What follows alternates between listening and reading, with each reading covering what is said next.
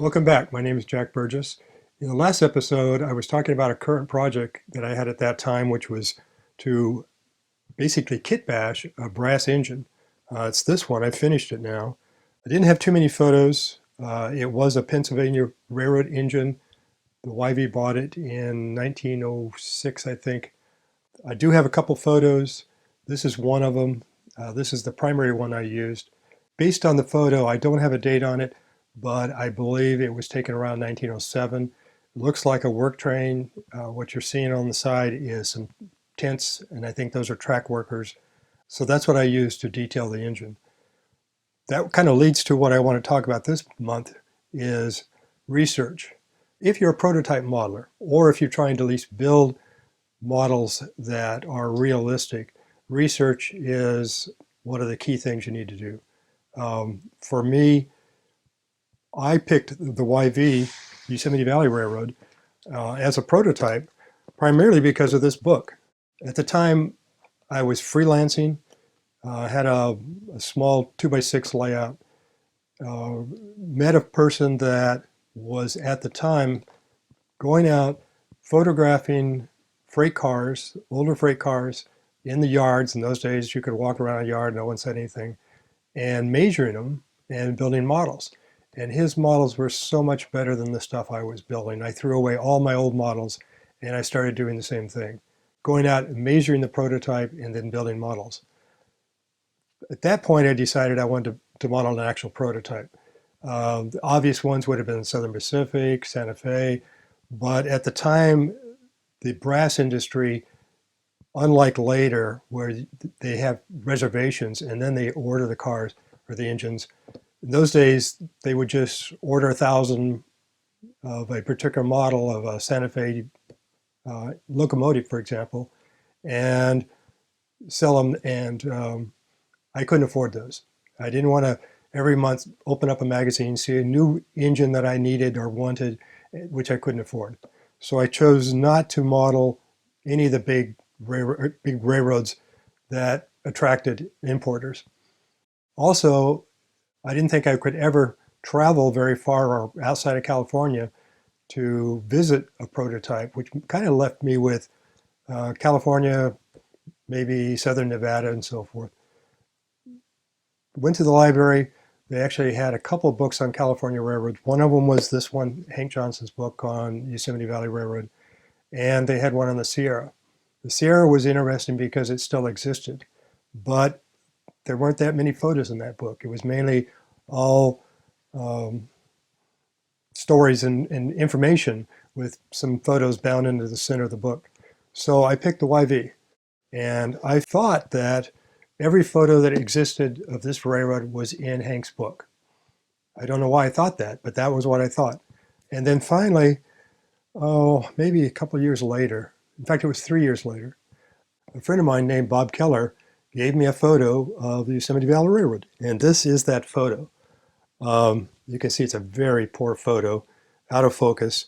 It shows one of the engines being or waiting to be scrapped, and that kind of opened up my eyes to the fact that maybe there were more photos out there. Sometime around that time, I went to a meeting of the Railway and Historical Society in Oakland, and I don't know why I went, what I expected to find, but I was sitting with a man who was a principal at a school, and I told him of my interest in Yosemite Valley Railroad, and he asked, have I ever met Fred Stowe's? And I said, no, and this is before the internet. He said, next time I write a letter to him, I'll introduce you and say that he's going to call you. And so he did, and so I called Fred Stowe's. Turned out he lived in Santa Cruz, which is about an hour from me, and went over one summer day and introduced myself. And he had about 60 or more photos of the YV, and he was a good photographer. He made me contact prints of all of them. I don't think he even charged me, I'm not sure. And that was a treasure trove. Hank Johnson had used several of his photos in his book. I've used a number of photos in my book of his. Like I say, he was a very good photographer. Also had a chance to meet Ted Worm. Ted was another good photographer. He wrote a book on the V&T. He got to Yosemite Valley Railroad a little late. He was there in '46 when they were scrapping it. but he still had taken about 45 photos. He worked at a photo lab and took his photos in 46, as I mentioned, didn't process the film until about 48, and had never printed the pictures. So I had access to a darkroom that I could rent and borrowed his negs, printed them all up. The only condition was that I print one copy for him and one copy for me. Ted Worm gave me another very good suggestion. He said, if you're going to approach a rail fan and mention someone else's name as a common friend, be very careful and make sure that the person is a friend. Otherwise, the person will hang up on you. So I kept that in mind. Several people had mentioned that I should contact Stanley Snook's widow, who lived near Fresno. So I wrote her a letter after giving a lot of thought and mentioned 2 or 3 people that said they knew her well and were good relations with her. Went down to see her on a Sunday, brought a friend. My friend talked to Mrs. Snook all morning long as I'm going through photos. And in my letter to her, I had mentioned, if possible, could I borrow the negatives? And so after lunch, I brought that up and she said, well, you seem like an honest person. Yes, I'll let you borrow his negs. And he had about 45 negs. He was another very good photographer. Another good photographer was Burt Ward. He had about 25 photos. This first one was a beautiful photo and very important because it's a side view of a crane that the YV had. And as I was able to take that photo, scan it, bring it into my CAD program, and basically trace over the photo in order to make plans for that car. It was probably in the mid-70s that I wrote to Hank Johnston. He'd used a number of photos by a YV brakeman named Bob Luno, and I asked Hank if he had an address for him, and he did. I wrote to Bob and mentioned that I was a model railroader, that I was interested in the YV and so forth. And he wrote me back and he said it was great to hear from somebody else that liked the YV because that was one of his 2 favorite railroads. The other was the M. St. L.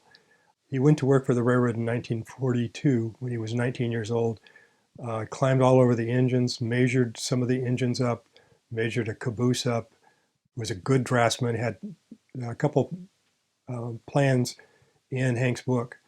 And after he wrote back, I wrote to him again and said, asked him if all of his photos were printed in Hank's book, which they were not, and asked if it was possible to borrow his negatives. And that was about the time that an article came out in Railroad Model Craftsman of mine with a cover photo of a steam cab backhead I'd built. And he happened to see that article. And it even had at the back of the magazine a little Meet the Author piece. So he wrote back and said, looks like I was a good craftsman, somebody he could trust and so forth. So he would send me his negatives. And this was November. And so I wrote back, remember, no internet, this is all letters, wrote back again and said, as soon as I get them, I will let you know. And they didn't come, and they didn't come, and they didn't come. And I thought, if I write to him now and say they never arrived, he's going to accuse me of stealing them. So I came up with a way around that. I wrote to him again anyway, and he wrote back and he said, oh, I had not put them in the mail yet because I didn't want them to get lost in the Christmas rush with all the postcards and so forth. I'll mail them after Christmas, which he did. And I printed all those up. And he was another very good photographer.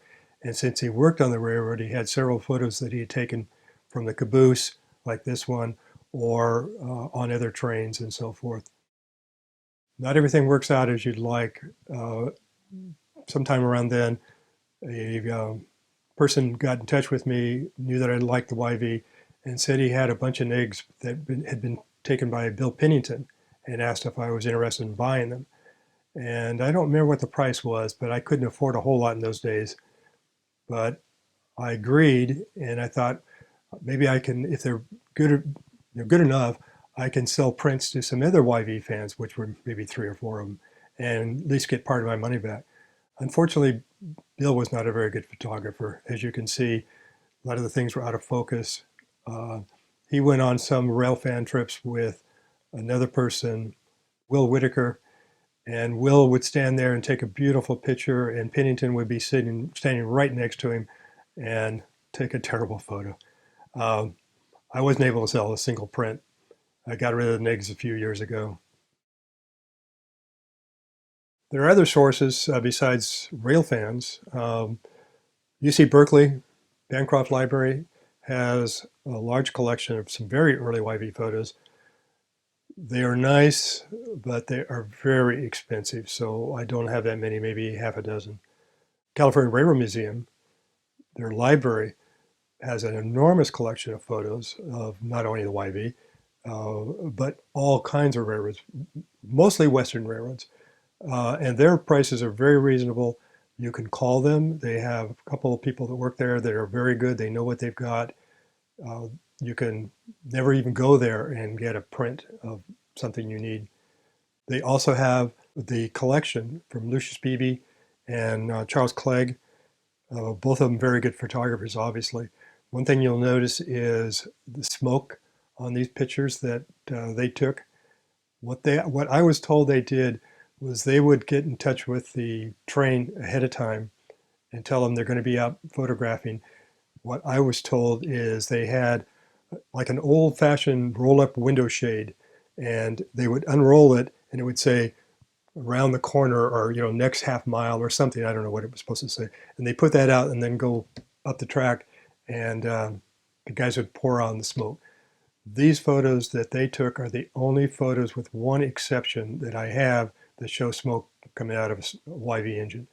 I should maybe say two. I have one of them. I talked to the photographer. He said it didn't do anything. It was just a real cold day.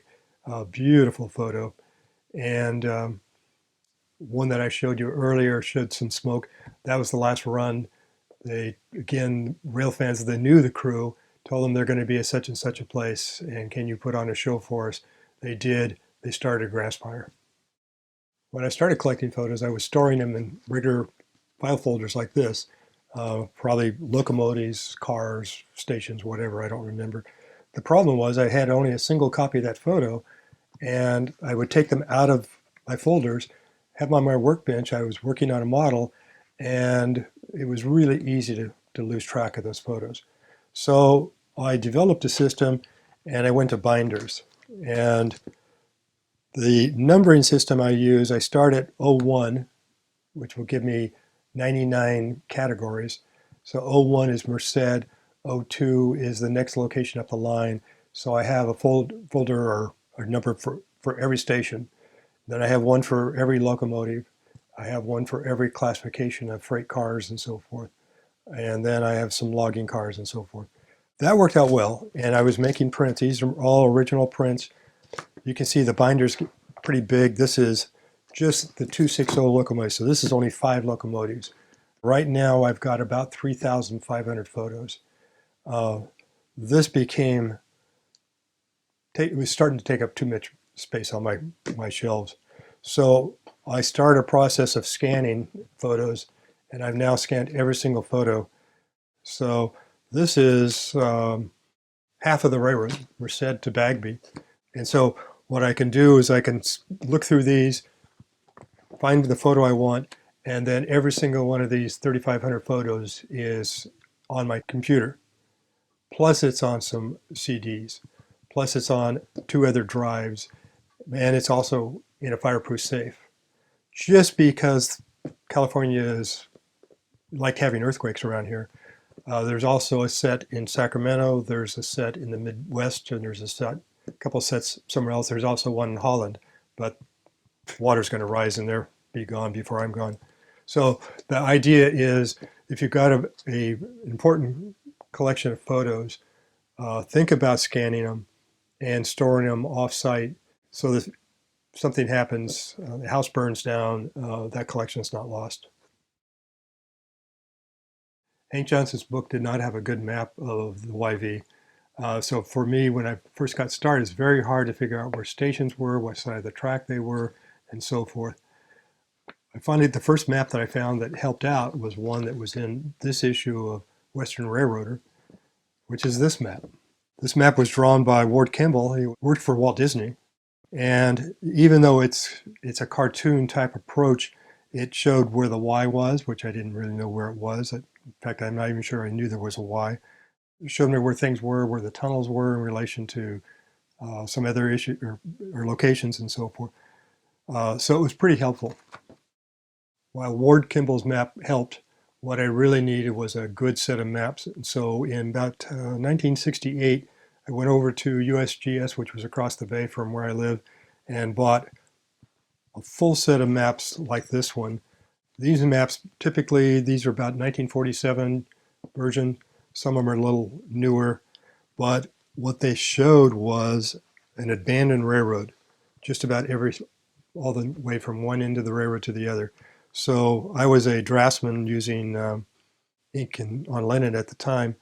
So I plotted the entire railroad, whole 78 miles, used a timetable and put mileposts. Mileposts are what the railroad would use. They started for the YV, they started at the station in Merced and ended at the station in El Portal. So if you wanted to tell a track crew that they needed to replace some ties at milepost 22, they knew what you were talking about. And on the YV at least, every milepost there was a sign there. Also early on, I went to the state archives in Sacramento, and in those days you could walk in and get a print like this one. It prints of several yards of the YV. This is El Portal. This one is dated 1917, I think. So I bought copies of all of those. They were very helpful in figuring out what the yards look like. Some of them were a little too early. Changes were made by the year that I modeled, which was 39, but they got me started with a lot of good information. Another YV found these, I believe, in the state archives also. These are half-size prints, but these were the official railroad drawn maps of the entire railroad. So these are dated 1916. They show every bridge, every milepost. There's a milepost all the way up. And then there was a relocation of part of the railroad in the mid-1920s. And there's a section on the relocated section. It starts right there. So these are extremely valuable also. By the time I got these, I had plans of most of the stuff, but it was still, there's certain details that you could only get from maps like this, which was very nice. Long before the internet, I learned that the U.S. Army was taking aerial photos of locations. I got in touch with the Library of Congress and got this print. This print is about 4 or 5 feet square, centered on, this is all Merced, this is the railroad yards and so forth for the YV. Today, like everything else, aerial photos are available on the web. They are available primarily through USGS. You can order them by location. It's kind of tough. You've got to either have some coordinates or a name, an official name, like a name off of a USGS map. Once you get the map, what I was able to do is we were trying to figure out where a couple of photos were taken by Lucius Beebe. And if you zoom in on the historical aerial map, you can see that there's a little jog in the dirt road that leads off to the farmer's house. That was because there was a switch right there. You can actually see the tracks themselves, and that switch went into a siding that was at Hopeton. So then we looked at the current day aerial, like a Google map. The little curlicue is gone, but the farmer's road is still there. And from that, we were able to figure out exactly where that siding was. Looking at the photo that Lucius Beebe took, there is a switch stand near the end of the train, and that is the switch stand that the little road was going around. Years ago, I asked a friend if he can check and see if the ICC records were available for Yosemite Valley Railroad. The ICC valuation records and field notes are available for a lot of railroads, especially Class 1 railroads. The YV was a Class 2 railroad, and I don't know if that made a difference, but they still did an evaluation.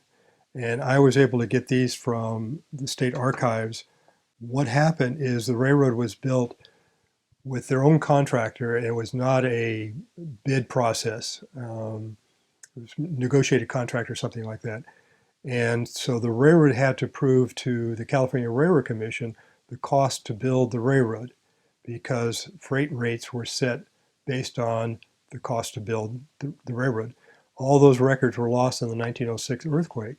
And so the state, California Railroad Commission, sent out engineers and others to document what it would cost to rebuild the YV. And this is the report that they came up with.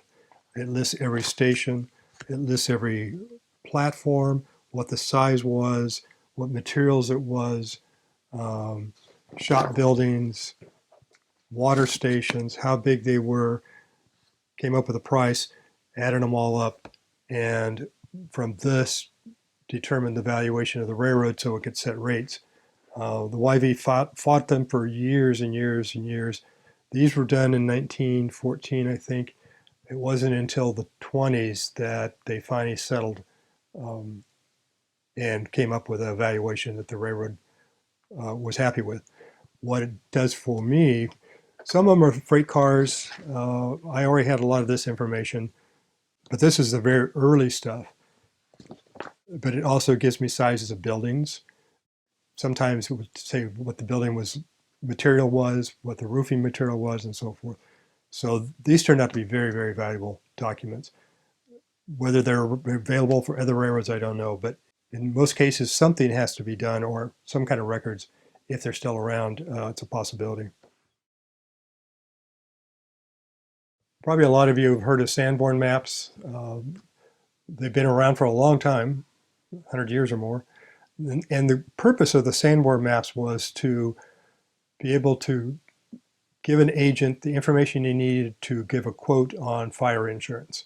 Today, fire insurance is really based on the fire department and how many, their equipment and the rating of the fire department. When it was all volunteers, things that reduced your fire insurance would be fire hydrants, a lot of fire hydrants, if it was a brick building versus a wood building and so forth. And since agents couldn't visit every town that needed fire insurance, I'm assuming this is why they did it, they relied on the Sanborn fire insurance maps.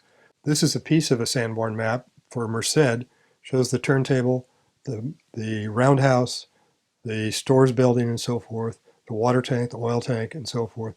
It gives a lot of information, and there's little notes in these corners. There is a key that goes with these, several keys. This key is from a website at UC Berkeley. They have a map room, and they collect a lot of these. So they have a website, and they walk you down kind of and tell you everything you need to know. The Library of Congress is also scanning these now. They figure it's going to take them a long time before they get them all scanned, but they have an entire collection of Sanborn maps. And they have a very good website. If you just Google Library of Congress Sanborn Maps, they have several pages that tell about the keys and what you can learn from them and so forth. This is a copy of a Sanborn map. I went up to UC Berkeley decades ago and got copies of the Sanborn maps that I wanted. This particular one, this kind of information you can get. It shows that the right-of-way itself is 80 feet wide. So if you measure this and then measure this, you can know that the building itself was 50 feet wide. It shows 14 here. I think that is the distance between the floor and the ceiling. If there's a parapet, which is you look at the side of the building, it looks like it's straight up, but the roof is a little bit lower. It'll give you that information. That building was still around many years ago. I photographed it, took this, did a side view, and reset or scanned my photo, set it so that the building was 50 feet wide in HO scale, and then I can measure the windows and everything else on it and build a building. So here's that building on the layout. It's on the left-hand side. Okay, now I want to tell you a story which will lead to another map. But this is a pin that I bought on eBay many years ago. I paid maybe $150 for it. I've got a couple of them. These pins were used by workers in Merced Falls. Merced Falls was a company town. It was owned by the lumber company. The workers ate meals in the dining hall, and they'd have a pin on their cap, and that's what got them into the dining hall. So I was had bid on this, got the winning bid. The seller sent me an email and said, if you can tell me why you spent so much money on this little pin, I'll give you a special surprise. And so I told him that I was modeling the YV and collecting all this so forth. So what he sent me was this map. This is a Sanborn map of Merced Falls. It does not exist in any collection I know of. UC Berkeley does not have a copy of this map. They did this map off of a railroad map. That's how they got the track plans and so forth. But it has a lot more information on it than the railroad map itself. So I was able to use this to make a map for my book, showing all the stuff that this shows.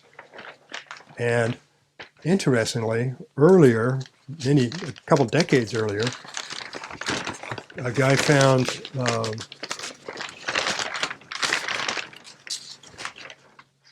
this map in Merced Falls in a concrete vault that had been the, well, I guess it had been the vault for the lumber company. And it shows some of the same information, but what it also shows is cross sections of the buildings. So with the Sanborn map giving me the size of the building, and this giving me the height of the building and so forth, I was able to make accurate models of the dining hall and several other buildings in Merced Falls. If you're into freight cars, you've probably heard about the official railway equipment registers. This is one. This is from 1943. These were issued monthly, if you can believe. And this is for every single railroad in the United States which interchanges freight cars. The YV did not interchange freight cars, but fortunately for me, they were listed every single month. I heard about these. I went up to the California Public Utilities Commission in San Francisco. They had a number of back issues, maybe 15 or 20 of them. And so I sat there, and nowadays you would take your camera and take a picture of each page or ask them to make a scan of it. Those technologies were not available. And so I had made up a little form and sat there and opened every single one of them, wrote down what cars were there that year. At some point I recorded all of the measurements, but what I was really looking for, when were cars added, when were cars eliminated or gotten rid of, and so that I could get a timeline so that I would know that these freight cars were there the whole life, but the flat cars, one of them became a maintenance away car in such a year. They also included passenger cars in their fleet. You can find these on eBay occasionally. I don't know how much they cost. They have an enormous amount of information. And what they were for is for clerks. If you were a company online, say Merced Falls, and you needed a boxcar, you would talk to the agent in Merced, tell them you need such and such a boxcar, a 40-foot boxcar. They were doing this so often that it wasn't an issue. They knew what they needed.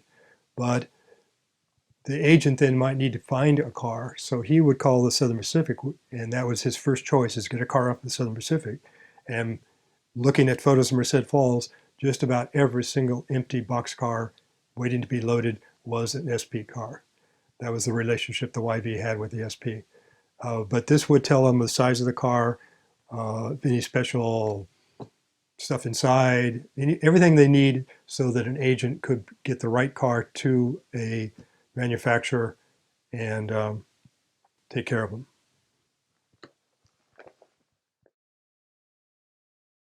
Another good source of information are employee timetables. These were issued by the railroad.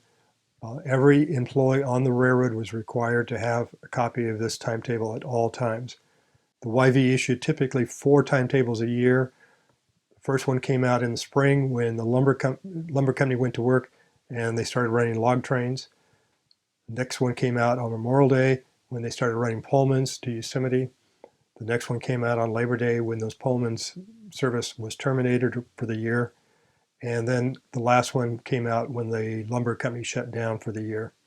In addition to the actual timetable itself, which gives mileposts, it gives grades. These are grades by feet per mile. So this would be 15 feet per mile between, and this was the maximum grade in that section. You can see that down here they're at 79. This is the very end of the railroad. This was the steepest portion of the railroad. Still only 1.5% or 2%, I can't remember, somewhere in there. They would give locations where there were water tanks and so forth. Some of the stuff seems surprising they would put it on there, because once you've worked on the railroad, you know that there is a yard at Merced Falls. But what was more important was that it was on the timetable as a yard, because when you're in a yard, you don't have to be watching out for first and second class trains. If you're doing switching, everybody entering that yard has to be prepared to stop at any time. So there was a purpose for having that. They also had rules. These were rules that were in addition to the rule book. The rule book was pretty standard from, they didn't make up their own rule book. The one the YV used was probably the short line version. It includes signals. They didn't have any signals. So it was a standardized rule book. But these other rules were things like places where there's no clearance for a man hanging on the side of a boxcar, for example, or one that requires before you cross the state highway, you have to stop and blow the whistle and have a flagman, but you don't have to do that on the rest of the roads. So these rules increased over time, as you can expect, everything does. But it's interesting to note when some of these changes happened. It was probably in the late 1960s, maybe early 70s, that I read a little clip in Trains magazine that they wanted to have all the railroad historical societies in the United States write, and they were going to have, maybe in the fall, a list of all these historical societies in the magazine. So I decided to form a historical society for the Yosemite Valley Railroad, even though I was the only member, and sent in my letter to them. It was published, and then I got a letter from Al Rose after he saw it and wondered who I was, because he had followed this railroad forever, rode the railroad, and collected a lot of information on it. And so I went down to see him and eventually learned that when the railroad was being scrapped, the scrapper wanted photos of each of the engines to be able to send to other railroads to see if they would buy these engines. And it turned out no one did. Only one engine was sold, the rest were all scrapped. But the scrapper, being a cheapskate, or I should say not wanting to spend a lot of money, asked somebody if he knew somebody that could take photos of them. And a person knew Al Rose, who lived maybe 30 minutes away, and said Al was a professional photographer, lithographer, and probably already has taken pictures of the engines, and will probably make you a good deal for some prints that you can mail out. So Al went down to talk to him and said, tell you, I'll give you a deal. I'll give you all the prints you want if you set everything aside that you're going to throw out of the office, set it aside. I will come down every week and go through it and take what I want, and then you can throw the rest away. One of the things he kept was all of the dispatcher records. He has every single one, with maybe a few months missing. I don't remember. I remember just a huge stack of them. This is all of them for August. I wrote an article back in the 70s. It was the 80s. I picked one day 50 years after the year that I model. So it had to be 1989. And I wrote a quasi-fictional story about riding the train, because I knew the weather conditions and so forth. And I picked a day that they were having a double header. Al sent me a copy of that particular sheet, and he actually helped me pick a date that had the double header on it. And later, when he realized how serious I was about this railroad, he made copies of the entire month of August 1939. So that's what these sheets are. They have an enormous amount of information on them. The dispatcher kept track of where things were so that if he saw that a train was running very late, he could send out a order to a station up the line and hold another train or take care of and get things back in order. They also list along the side all the switching that was done by the extras at night. They list the consists of the passenger trains. They tell you when guys went to work, because this information was then used by the person writing out the checks, who the engineer and conductor were for each day. So really some interesting information. I don't think many people are going to find dispatcher records for the railroad they want, but this was a real find. One time I was down visiting Al Rose, and he had a special treat for me. This is a dispatcher record. Dispatcher, I mentioned, could write a train order and either send out extras, or it could do an order or slow board. There might be a problem. And what he would do, he would write down the order, and you can see beautiful script. He would write this down in his book, and then he would call the station that this order was being transmitted to. The station agent would write it down, and then the station agent would read it back.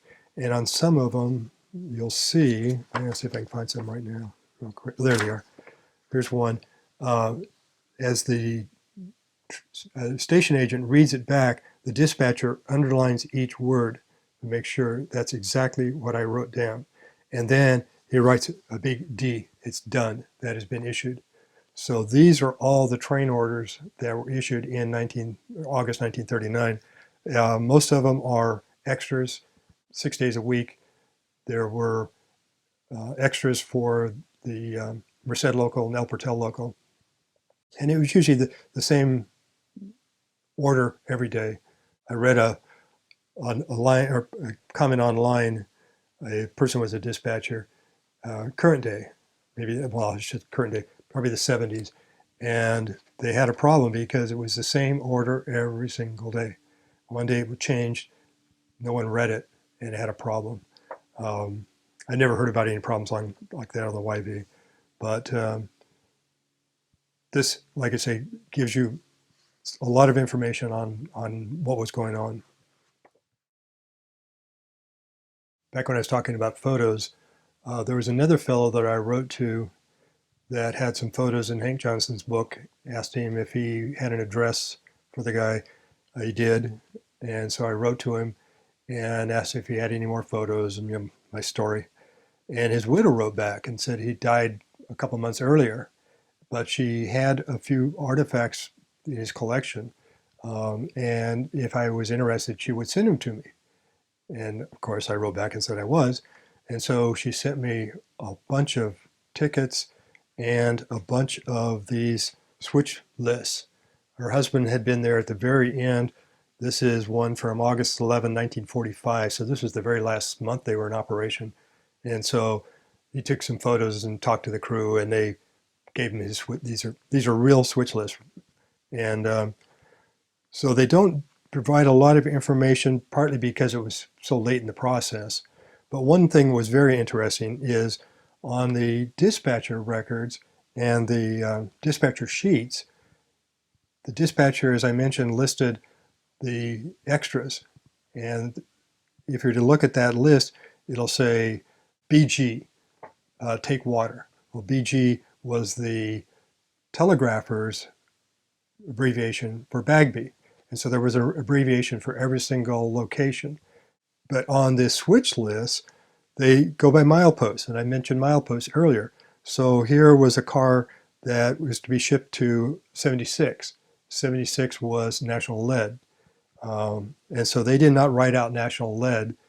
They would write out the milepost. And then a friend of mine heard about this, and I gave him scans of all of these. I think there's 7 or 8 switch lists Then he went through his records. This is a fellow you might have heard of, Richard Hendrickson, who died a few years ago, was a big fan of freight cars, and that's what he wrote about. He was a Santa Fe modeler, but just collected enormous amounts of information on freight cars and helped manufacturers come up with more accurate kits. So he took my list and then found the prototype. So it would be an SP 93848. He found what class car that was, and if not a photo of that particular car, a photo of that class. So it's some interesting information. And so if you were modeling the SP in 1945 in the Merced area, it would be really good information as to what cars were being interchanged with a YV at that time. One of the concerns I could see people having is this is an enormous amount of information. A person may not know where to look or where to find it, but in the records that Al Rose had, for example, that he got off of the scrapper, was a report that was done in the early 30s as to empty cars on hand. And that was very interesting little tidbit because most cars that they had on hand were SP. The YV had a special relationship with SP because Pullmans came off of the SP, and the YV was very essential to having Pullman service on the SP because if you wanted to get to Yosemite and you were touring the country, you went on a Southern Pacific train and interchanged with the YV. So the most empty cars that there were at any particular time on the YV were SP cars. Next was Santa Fe, because the YV also had an interchange with Santa Fe, but not as strong.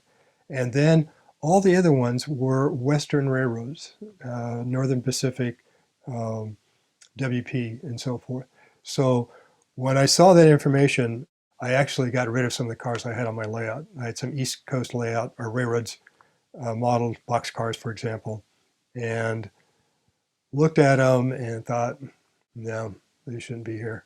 I should really restrict myself to Western prototypes, especially since the YV was not an interchange point. I mean, it interchanged with the SP, but it was not like modeling the WP or Denver Rear Grand or something where cars were coming into them and they were a through road. So they would take the car from one place to the next and hand it off to the next railroad.